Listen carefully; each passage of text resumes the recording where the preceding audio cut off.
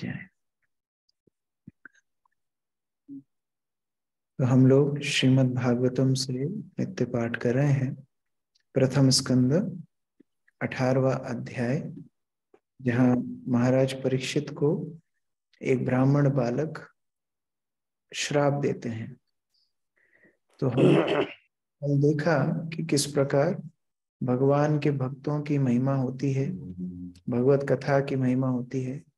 और शौनक आदि ऋषि सूत गोस्वामी को निवेदन करते हैं कि आप हमको भगवान की कथा सुनाते रहिए, क्योंकि भगवान की कथाएं अनंत हैं। तो हम लोग कभी भी उनकी कथाओं को सुन के तृप्त नहीं हो सकते, क्योंकि नवीन नवीन गुण और नवीन नवीन लीलाओं को सुनने को हमको मिलेगा। तो फिर सूत गोस्वामी अपने विषय में बताते हैं कि यद्यपि मैं इसके लायक नहीं हूं, मैं इसके लिए ठीक पात्र नहीं हूं कि मुझे भागवत कथा करनी चाहिए, लेकिन मेरे लिए एक अच्छी बात है, मेरे जीवन में एक उपलब्धि है कि मैंने महापुरुषों का संग किया है। सुखदेव गोस्वामी, व्यासदेव इत्यादि के सानिध्य में भगवत कथा सुनी है। तो इसीलिए मैं उनसे जो सुना है उनको पुनरावृत्ति करूंगा। और उस प्रकार से सूत गोस्वामी आगे बता रहे हैं। श्लोक संख्या 19। कुतः पुनर्गृणतो नाम तस्य महत्तमैकांत परायणस्य योऽनंत शक्तिर्भगवान् अनंतो महद्गुणत्वाद्यमनंत आहु। विनोद प्रभु जी पढ़िए अनुवाद। हरे कृष्ण प्रभु जी, दंडवत प्रणाम। और उनके विषय में क्या कहा जाए, जो महान भक्तों के निर्देशन में अनंत के पवित्र नाम और कीर्तन करते हैं, जिनकी असीम शक्ति है। भगवान जो शक्ति में असीम तथा गुणों में दिव्य, वे अनंत कहलाते हैं। हरे कृष्ण प्रभु जी। सूत गोस्वामी बोल रहे हैं कि यद्यपि मैं तो वर्ण आश्रम में बहुत निम्नतर स्तर पे हूँ, मैं तो वर्ण शंकर हूँ, मैं शूद्र प्रवृत्ति का हूँ, फिर भी मैं भगवत कथा सुन करके शुद्ध हो गया।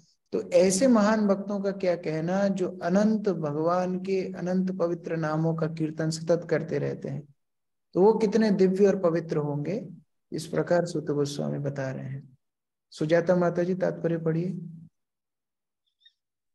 हरे कृष्णा प्रभु जी, दंडवत प्रणाम। द्विज बंधु या अल्पज्ञ जो उच्च जातियों में उत्पन्न असंस्कृत व्यक्ति हैं, इस जीवन में निम्न जाति के लोगों के ब्राह्मण बनने के विरुद्ध अनेक दलीलें देते हैं। उनकी दलील है कि शूद्र या शूद्र से भी निम्न परिवार में जन्म पूर्व जन्म में किए गए पाप कर्मों के कारण होता है, अतः उसे इस कमी की पूर्ति निम्न जाति में जन्म लेकर करनी होती है। किंतु इन मिथ्या तर्क करने वालों को उत्तर देने हेतु श्रीमद् भागवतम का कथन है कि जो मनुष्य शुद्ध भक्त के निर्देशन में श्री भगवान के पवित्र नाम का जप करता है, वह तुरंत ही निम्न जाति में जन्म लेने के दोष से छूट जाता है। श्री भगवान का शुद्ध भक्त श्री भगवान के पवित्र नाम का जप करते हुए कोई अपराध नहीं करता। श्री भगवान के नाम जप करने में 10 प्रकार के अपराध होते हैं, किंतु शुद्ध भक्त के निर्देशन में किया गया जप अपराध रहित होता है और श्री भगवान का अपराध रहित जप दिव्य होता है। अतः ऐसा जप पूर्व जन्म के समस्त पापों के प्रभाव को तुरंत दूर कर सकता है। ऐसा अपराध रहित जप यह संकेत देता है कि मनुष्य ने पवित्र नाम की दिव्य प्रकृति को ठीक से समझ लिया है और इस प्रकार श्री भगवान की शरण ले ली है। आध्यात्मिक रूप से श्री भगवान का नाम तथा स्वयं श्री भगवान परम अवस्था में होने के कारण एक हैं। श्री भगवान का पवित्र नाम श्री भगवान की ही तुल्य शक्तिमान है। श्री भगवान सर्वशक्तिमान ईश्वरीय व्यक्तित्व है और उनके अनंत नाम है जो उनसे अभिन्न है और उन्हीं के समान शक्तिमान भी हैं। श्रीमद् भगवद गीता के अंत में श्री भगवान बल देकर कहते हैं कि जो भी उनकी शरण में पूर्ण रूप से आता है, उसकी समस्त पापों से रक्षा की जाती है। चूंकि वे तथा उनके नाम एक हैं, अतएव श्री भगवान का पवित्र नाम भक्तों को पापों के समस्त प्रभाव से बचा सकता है। श्री भगवान के पवित्र नाम का कीर्तन निस्संदेह मनुष्य को निम्न कुल में जन्म लेने के दोष से उबार सकता है। श्री भगवान की असीम शक्ति भक्तों तथा अवतारों के असीम विस्तार से बढ़ती ही जाती है और इस प्रकार प्रत्येक भगवत भक्त तथा समस्त अवतार श्री भगवान की शक्ति से संपन्न होते हैं। चूंकि श्री भगवान का भक्त श्री भगवान की शक्ति से ओतप्रोत हो जाता है, अतएव निम्न कुल में जन्म लेने का किंचित मात्र भी दोष उसके रास्ते में बाधक नहीं बन सकता। हरे कृष्ण।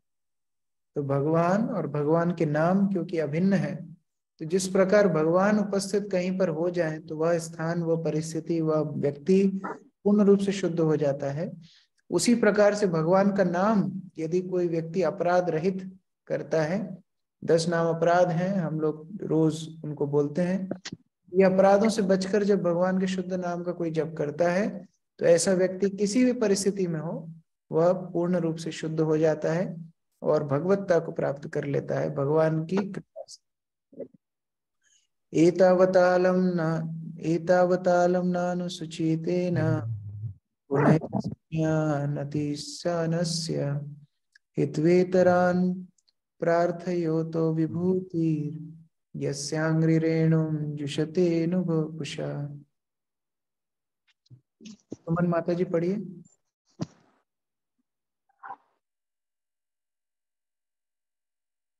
हरे कृष्णा प्रभु जी, धन्यवाद प्रणाम। अब यह निश्चित हो गया है कि वे स्त्री भगवान अनंत हैं और उनके तुल्य कोई भी नहीं है। फलस्वरूप उनके विषय में कोई भी पर्याप्त रूप से कह नहीं सकता। बड़े बड़े देवता भी स्तुतियों के द्वारा जिस लक्ष्मी देवी की कृपा प्राप्त नहीं कर पाते, वही देवी श्री भगवान की सेवा करती हैं। यद्यपि श्री भगवान ऐसी सेवा के लिए अनिच्छुक रहते हैं। हरे कृष्णा प्रभु।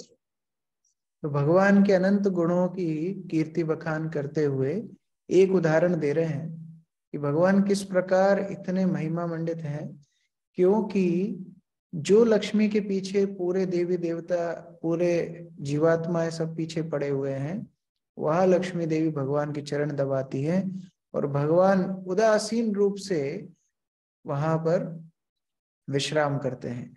तो जो लक्ष्मी के लिए भी आतुर ना हो, ऐसे भगवान पूर्ण रूप से आत्माराम है, स्वयं संतुष्ट हैं और ऐसे भगवान को बाह्य रूप से किसी व्यक्ति की, किसी परिस्थिति की, किसी लोभ की आवश्यकता नहीं रहती। तो उस प्रकार अनंत भगवान के गुण बताते जा रहे हैं। विनीत प्रभु तत्पर्य पढ़िए। हरे कृष्ण प्रभु, धन्यवाद प्रणाम। श्रुतियों के अनुसार श्री भगवान या परमेश्वर परब्रह्म को कुछ भी नहीं करना होता। उनकी समता करने वाला कोई नहीं है, न ही कोई उनसे बढ़कर है। उनकी अनंत शक्तियां हैं और उनका हर कार्य अपने सहज तथा सम्यक रूप में नियमानुसार होता रहता है। इस प्रकार श्री भगवान अपने आप में परिपूर्ण है और उन्हें अन्य किसी से कुछ भी लेना नहीं होता। यहाँ तक कि ब्रह्मा जैसे महान देवताओं से भी नहीं। अन्य लोग जिन लक्ष्मी देवी की कृपा दृष्टि के लिए ललायित रहते हैं और अनेक प्रार्थनाओं के पश्चात भी वे उन पर कृपा नहीं करती, वे श्री भगवान की सेवा करती हैं, यद्यपि उन्हें लक्ष्मी जी से कुछ भी लेना नहीं होता।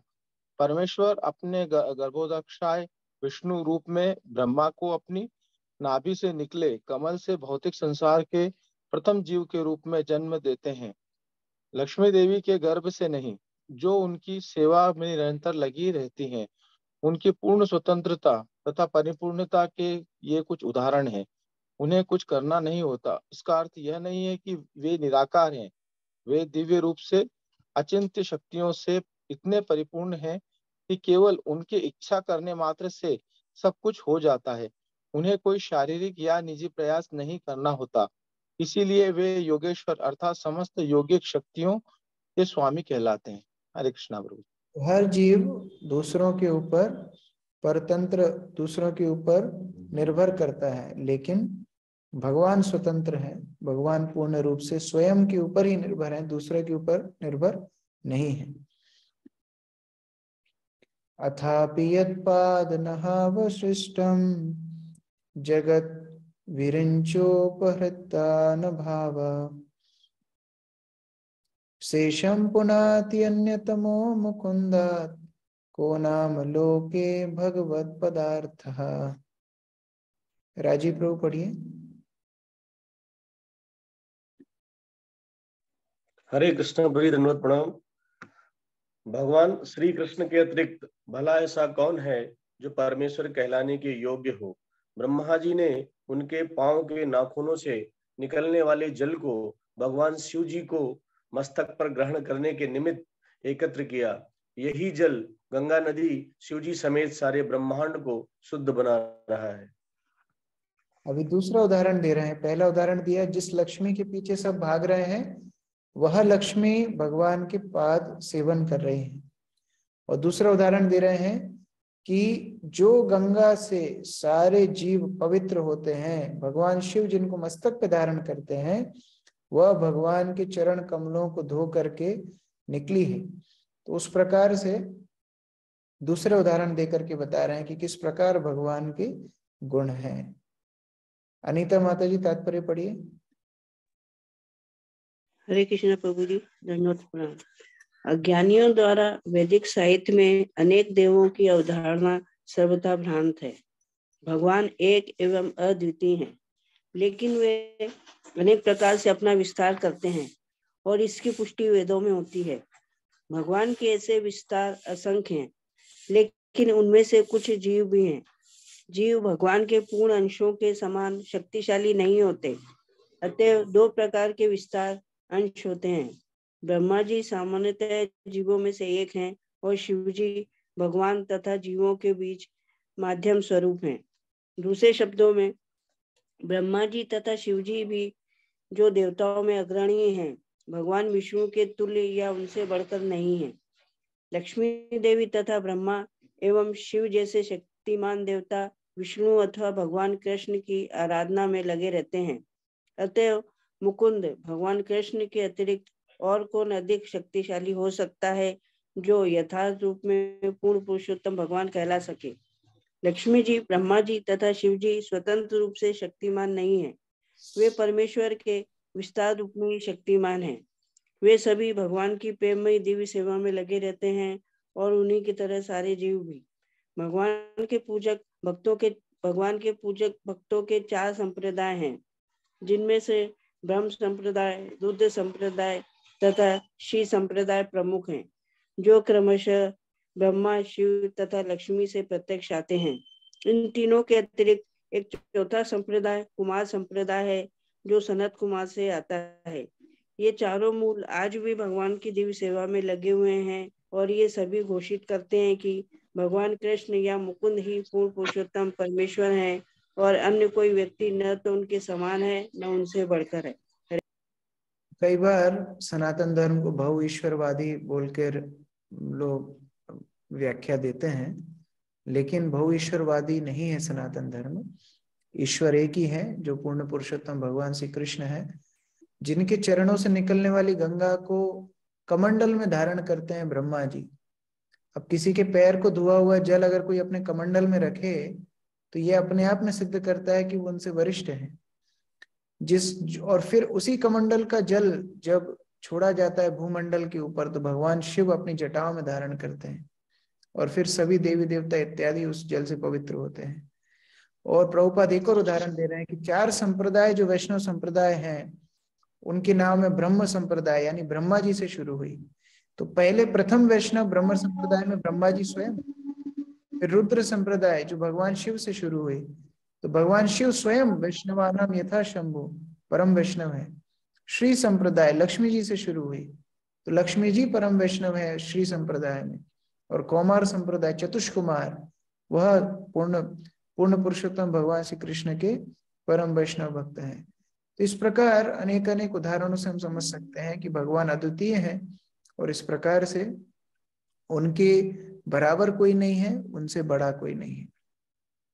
अगला 22।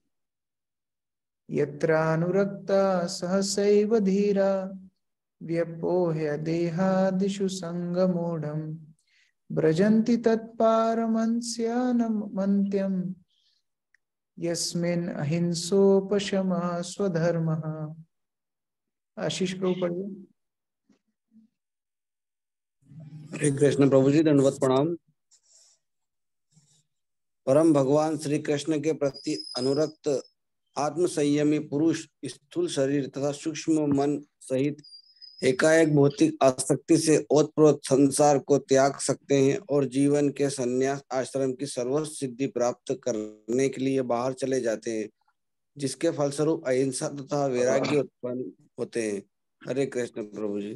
भगवान श्री कृष्ण के शरण में आने के लिए, उनकी शरण में आने के बाद क्या उपलब्धि प्राप्त होती है, यहाँ पर बता रहे हैं कि व्यक्ति अपने स्थूल और सूक्ष्म शरीर यानी भौतिक शरीर के बंधनों से ऊपर उठ करके मुक्त अवस्था को प्राप्त होता है, जिस अवस्था को संन्यास स्थिति बोलते हैं। तो ये क्यों बता रहे हैं? क्योंकि यह अभी एक बैकग्राउंड बना रहे हैं, एक फाउंडेशन बना रहे हैं, नींव तैयार कर रहे हैं आगे की कथा के लिए। क्योंकि परीक्षित इस उदाहरण को प्रस्तुत करेंगे जहां वो भौतिक शारीरिक स्थिति से ऊपर उठेंगे और पूर्ण रूप से भगवान को शरणागत हो जाएंगे। तो अभी वो नींव बता रहे हैं कि भगवान से अनुरुक्त भक्ति, भगवान का शुद्ध भक्त का कैसा आचरण होता है। अजय प्रभु तात्पर्य पढ़िए। हरे कृष्ण प्रभु जी, धन्यवाद प्रणाम। केवल आत्म संयमी व्यक्ति धीरे धीरे पूर्ण पुरुषोत्तम भगवान के प्रति अनुरक्त हो सकता है। आत्म संयमी का अर्थ है जो आवश्यकता से अधिक इंद्रिय भोग में लिप्त न हो, और जो मनुष्य आत्म संयमी नहीं है वे इंद्रिय भोग में लिप्त हो जाते हैं। शुष्क दार्शनिक चिंतन मन का सूक्ष्म इंद्रिय भोग है। इंद्रिय भोग मनुष्य को अंधकार के मार्ग की ओर ले जाता है। जो मनुष्य आत्म संयमी है वे भौतिक अस्तित्व के बद्ध जीवन से मुक्ति के मार्ग की ओर अग्रसर हो सकते हैं। इसलिए वेदों का आदेश है कि मनुष्य को अंधकार के मार्ग पर नहीं जाना चाहिए, अपितु प्रकाश के मार्ग अथवा मुक्ति की ओर अग्रसर होना चाहिए। आत्म संयम इंद्रियों को कृत्रिम ढंग से भौतिक भोग से रोकने से नहीं आता, अपितु अपनी शुद्ध इंद्रियों को श्री भगवान की दिव्य सेवा में लगाकर परमेश्वर में वास्तविक रूप से अनुक्त होने से आता है। इंद्रियों को बलपूर्वक दबाया नहीं जा सकता, अपितु उन्हें उचित कार्य में लगाया जा सकता है। अतएव शुद्ध इंद्रियां सदैव श्री भगवान की दिव्य सेवा में लगी रहती है। इंद्रियों को संलग्न रखने की यह सिद्ध अवस्था भक्ति योग कहलाती है। अतएव जो मनुष्य भक्ति योग के साधनों में अनुरक्त है वे वास्तव में आत्म संयमी है, और वे श्री भगवान की सेवा करने हेतु अपना घरेलू या शारीरिक मोह सहसा छोड़ सकते हैं। यह परमहंस अवस्था कहलाती है। हंस दूध तथा पानी के मिश्रण से केवल दूध ग्रहण करता है। इसी प्रकार जो माया की सेवा करने के बदले श्री भगवान की सेवा अपनाते हैं वे परमहंस कहलाते हैं। उनमें स्वभावतः सभी सद्गुण यथा निर्भिमानिता, अहंकार से मुक्ति, अहिंसा, धैर्य, सरलता, विनयशीलता, पूजा, भक्ति तथा निष्ठा पाए जाते हैं। ये सभी दैवी गुण भगवत भक्त में सहज रूप से पाए जाते हैं। ऐसे परमहंस जो श्री भगवान की सेवा में ही संलग्न रहते हैं अत्यंत दुर्लभ है। यहाँ तक कि मुक्त आत्माओं में भी यह दुर्लभ है। वास्तविक अहिंसा का अर्थ है द्वेष से मुक्त होना। इस संसार में प्रत्येक व्यक्ति अपने सहभागी जीव से द्वेष रखता है, किंतु एक परम पूर्ण परमहंस श्री भगवान की सेवा में संलग्न रहने के कारण पूर्ण रूप से द्वेष रहित होता है। वह प्रत्येक प्राणी को परमेश्वर संबंधित समझते हुए प्रेम करता है। वास्तविक वैराग्य का अर्थ है ईश्वर पर पूर्ण रूप से आश्रित होना। प्रत्येक जीव किसी अन्य पर आश्रित है क्योंकि उसे ऐसा ही बनाया गया। वास्तव में हर कोई श्री भगवान की कृपा पर आश्रित है, किंतु जब वह श्री भगवान के साथ अपने संबंध को भूल जाता है तब वह भौतिक प्रकृति की दशाओं पर निर्भर हो जाता है। वैराग्य का अर्थ है भौतिक प्रकृति पर निर्भरता का परित्याग, और इस प्रकार श्री भगवान की कृपा पर पूर्ण रूप से आश्रित होना। वास्तविक स्वतंत्रता का अर्थ है पदार्थ पर निर्भर न रहकर श्री भगवान की कृपा पर पूर्ण श्रद्धा। यह परमहंस अवस्था भक्ति योग की सर्वोच्च सिद्ध अवस्था है जो परमेश्वर के लिए की जाने वाली भक्तिमय सेवा की विधि है। हरे कृष्ण। तो यहाँ पर कुछ बहुत महत्वपूर्ण सिद्धांत बताए हैं। श्रील प्रभुपाद बता रहे हैं कि कोई भी व्यक्ति अपनी इंद्रियों का शुष्क दमन नहीं कर सकता। इस प्रकार हम कई बार यह उदाहरण चर्चा कर चुके हैं कि जब कोई व्यक्ति निकृष्ट वस्तु को छोड़ता है, इसका मतलब है उसको कुछ बड़ा मिल रहा है, इसलिए तो छोटा को छोड़ रहा है। तो जब भगवान की दिव्य सेवा में भक्त लगता है तो अपने आप इंद्रियों के शुष्क सुख को वह छोड़ने के लिए तैयार हो जाता है। वह भक्ति योग कहलाते हैं। और भक्ति योग के माध्यम से स्वतः ही व्यक्ति की आत्म इंद्रियों का दमन हो जाता है, वह आत्म संयमी बन जाता है। और ऐसे भक्त को परम हंस बोला गया है। हंस दूध और पानी को आप मिश्रित करके सामने रख देंगे तो केवल दूध पी लेगा, पानी छोड़ देगा। उसी प्रकार परमहंस जो कुछ भगवान की सेवा के लिए अनुकूल है उसको स्वीकार करता है और जो प्रतिकूल है उसको छोड़ देता है। ऐसे भक्त के अंदर सारे भगवत गुण, सारे देवताओं के गुण, सारे सतगुण उस भक्त के अंदर अपने आप आ जाते हैं और वो हिंसा इत्यादि अवगुणों से पूर्ण रूप से मुक्त हो जाता है। ऐसी स्थिति को वैराग्य बोला जाता है, जहां वो भौतिक प्रकृति के ऊपर बिल्कुल भी निर्भर नहीं करता, वरन भगवान के ऊपर पूर्ण रूप से आश्रित होता है। तो इस प्रकार भक्त की क्या परिस्थिति होती है, सूत गोस्वामी बता रहे हैं। यह श्लोक बहुत महत्वपूर्ण है। लीला तो सुनने में मजा आता ही है, लेकिन उसके अलावा यह श्लोकों से आध्यात्मिक उन्नति कैसे करना है, यह प्रेरणा हमको सीखनी चाहिए। तो ये बहुत महत्वपूर्ण श्लोक हम 2-3 दिन से पढ़ रहे हैं। आप इन सबको मार्क कर सकते हैं, बार बार इनको पढ़ना, इनको समझना हमारे आध्यात्मिक जीवन के लिए बहुत लाभदायक हो सकता है। अगला श्लोक 23। अहम ही पृष्ठो रमणो बद्धि राचस्यात्मावगमोऽत्र यावन् नभः पतन्त्यात्मनमसम्पत्